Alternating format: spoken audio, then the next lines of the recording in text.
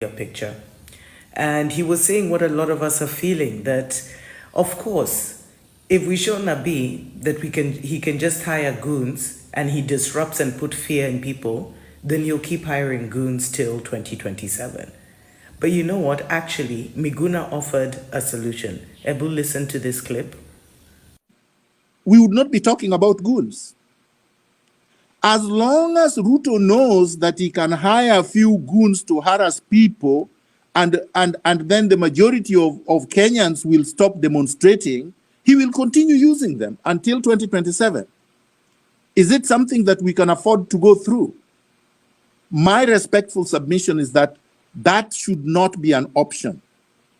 We should not allow Ruto to basically plow his way through this mess by brute force.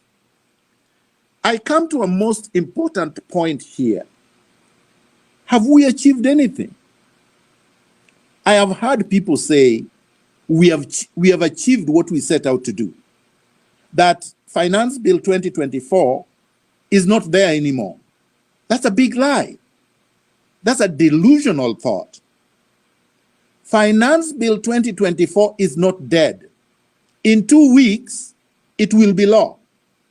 Because the Constitution says that in 21 days, if nothing happens, what Ruto purported to reject becomes law. And that's what he's waiting for.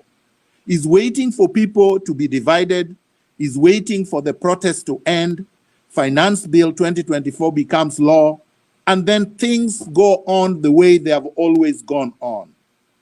That would be tragic, because that would mean that Rex and others died for nothing, were murdered for nothing. And I'm saying that would be a betrayal of the people whom he has killed, the people who have been abducted, the people who are getting charged, the people who are getting harassed, the people he will continue to brutalize. We cannot allow him to get away with this. So what is the way forward? The way forward is to continue the protests. It cannot be to stop the protests, because there is nothing we have achieved. Ruto will become more brutal if we stop the protests than if we continue with the protests. So there is no other way but to continue. And we should continue tomorrow, Thursday. How should we do it?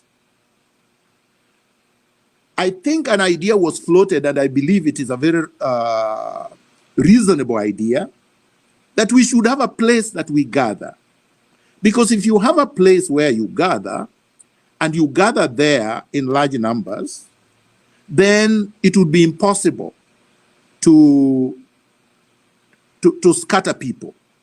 So what is the best place to gather?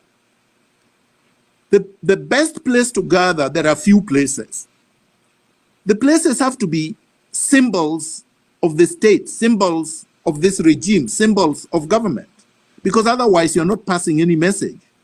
Blocking a road, that's not a symbol of a government or state. If you go to parliament, that's a symbol of government. If you go to Arambe House, that's a symbol of government. Now, this is controversial. I will not raise it. I will not say go to State House. I think if we were 10 million strong, you could. But because we are not, choose a place that symbolizes the government and that would be able to send a clear message that you are saying no to despotism. It would be very, very important. Those who were speaking yesterday and saying they go back to re-strategize, that is not just naive. It exposes the fact that some of these people have been infiltrated. Because we said the movement was leaderless, the movement was organic, was tribalist. So where are they going to re-strategize? They are not going to re-strategize. They are going to eat the money that they have been given by the NIS. Honestly, they are going to strategize where, for how long, with whom? Because there is no organization. Under which umbrella are they strategizing? Who told them that they could call off protests that are organic? So Kenyans who are angry with what is happening should continue to express their anger, should continue to express their disapproval, and should be able to go out there and exercise their rights under Clause 1 of the Constitution by occupying public places and registering their disapproval of how William Ruto has mismanaged the country. This is for